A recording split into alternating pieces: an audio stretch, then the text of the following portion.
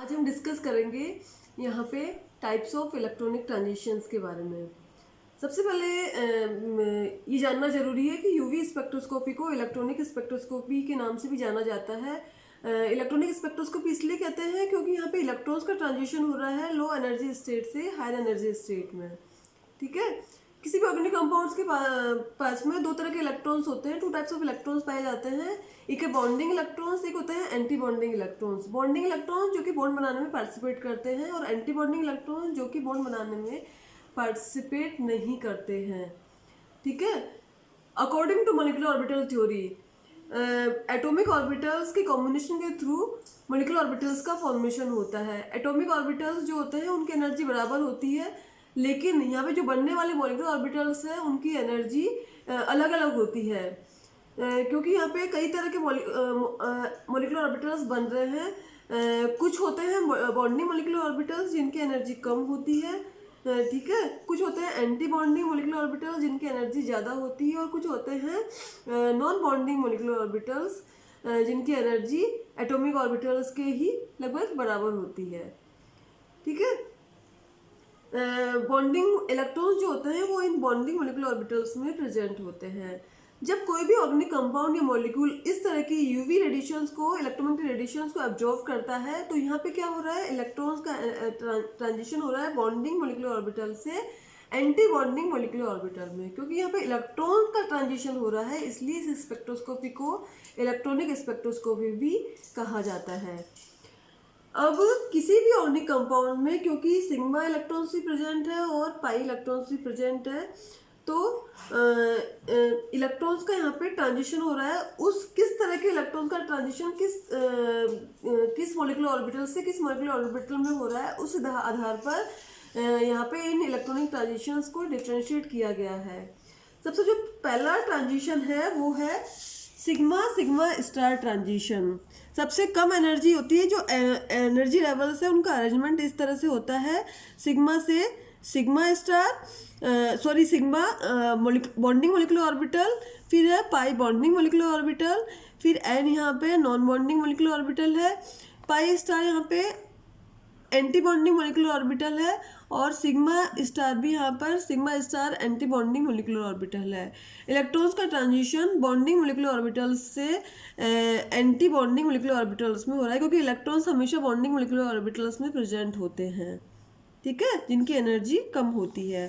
सबसे first type of transition है वो है सिग्मा से sigma star transition. Sigma bonding molecular orbital जिसकी एनर्जी सबसे कम है, और sigma star anti bonding molecular orbital जिसकी एनर्जी सबसे ज़्यादा है। मतलब इस तरह के ट्रांजिशन के लिए एक तरह से बहुत ज़्यादा एनर्जी की रिक्वायरमेंट होती है।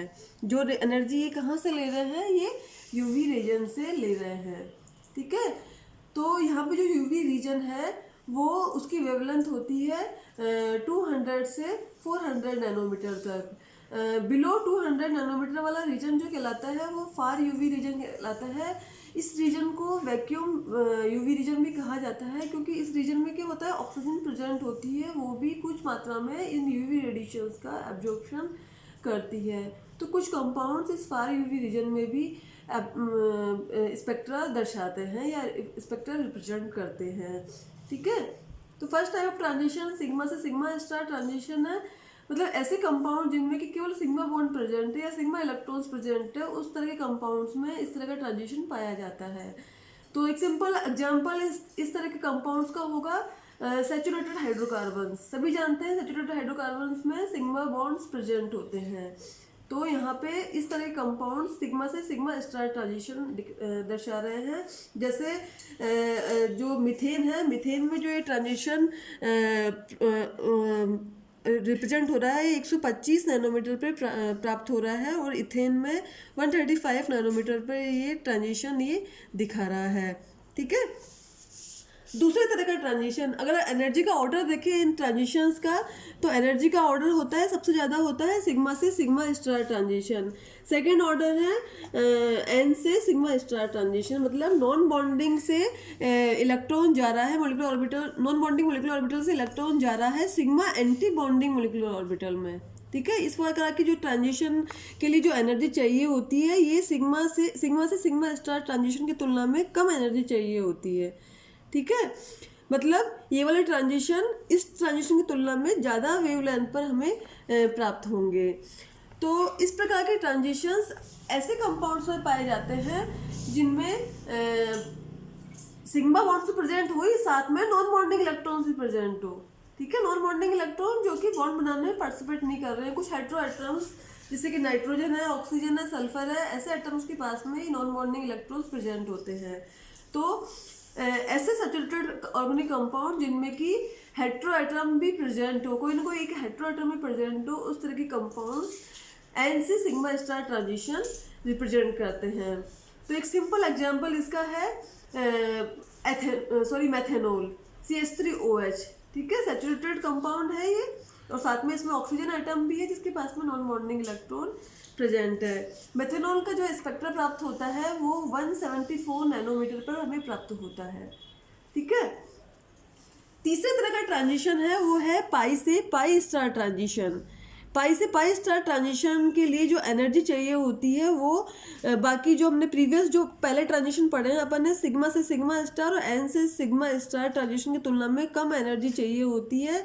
तो अगर एनर्जी कम चाहिए होगी तो इसकी वेवलेंथ का जो वैल्यू है वो वैसे ही बढ़ जाएगी, ठीक है। तो ये वाला जो इस ट्रांजिशन होता है वो इन दोनों की तुलना में ज़्यादा वेवलेंथ पर ये प्राप्त होगा। और ये किन कंपाउंड में पाया जाएगा? ऐसे कंपाउंड जिनमें कि पाई बॉन्ड्स प्रेजेंट हो, पाई इलेक्ट्रॉन्स प्रेजेंट हो।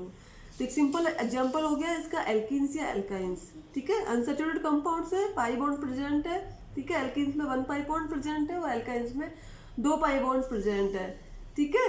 तो इस तरह के कंपाउंड्स पाई से पाई स्टार ट्रांजिशंस दिखाते हैं, ठीक है।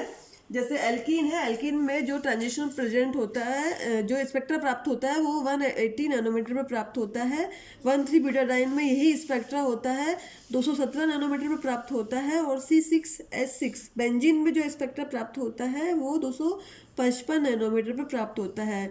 यहाँ पे क्योंकि एल्कीन में 180 नैनोमीटर पर प्राप्त हो रहा है लेकिन 1,3 बीटाडाइन में 217 नैनोमीटर पर प्राप्त हो रहा है, मतलब वेवलेंथ का मान बढ़ रहा है। ऐसा क्यों? क्योंकि यहाँ पर एक डबल बॉन्ड के साथ में दूसरा बॉन्ड कॉन्जुगेशन में है। तो जैसे जैसे कॉन्जुगेशन बढ़ रहा है वैसे वैसे लैम्डा मैक्स का मान इंक्रीज होता जा रहा है, ठीक है। तो पाई पाई स्टार ट्रांजिशन के लिए बाकी दो ट्रांजिशन की तुलना में एनर्जी का मान जो होता है वो एनर्जी कम चाहिए होती है। फोर्थ टाइप का ट्रांजिशन है वो है एन पाई स्टार ट्रांजिशन। जिससे डायग्राम से ही दिख रहा है ये कि नॉन बॉन्डिंग मोलिकुलर ऑर्बिटल से इलेक्ट्रॉन जा रहा है पाई एंटी बॉन्डिंग मोलिकुलर ऑर्बिटल, और एनर्जी गैप यहाँ पे क्या है? बहुत कम है, ठीक है। एनर्जी बहुत कम चाहिए होती है। तो इस तरह का ट्रांजिशन है वो ज़्यादा लैम्डा मैक्सिमम शो करता है। क्योंकि देख रहे हैं यहाँ पे कि नॉन बॉन्डिंग मोलिकुलर ऑर्बिटल से इलेक्ट्रॉन जा रहा है पाई एंटी बॉन्डिंग मोलिकुलर ऑर्बिटल। और किसी भी कोई भी ऑर्गेनिक कंपाउंड अपन देखते हैं तो कोई भी ऑर्गेनिक कंपाउंड ऐसा होता नहीं जिसमें केवल पाई बॉन्ड ही प्रेजेंट हो, ठीक है। पाई बॉन्ड प्रेजेंट है तो उसको अपन समझ सकते हैं कि उसमें सिग्मा बॉन्ड तो प्रेजेंट होगा ही। तो ऐसे अनसैचुरेटेड ऑर्गेनिक कंपाउंड जिसमें कि कोई ना कोई एक हेटेरो एटम प्रेजेंट हो जिसके पास में lone pair of electrons present हो, वो कंपाउंड इस तरह का ट्रांजिशन शो करते हैं। जैसे सिंपल एग्जाम्पल है कीटोन्स हो सकते हैं, अनसैचुरेटेड कीटोन्स या क्या बोलते हैं इनको, एल्डिहाइड्स, इस तरह का ट्रांजिशन शो करते हैं।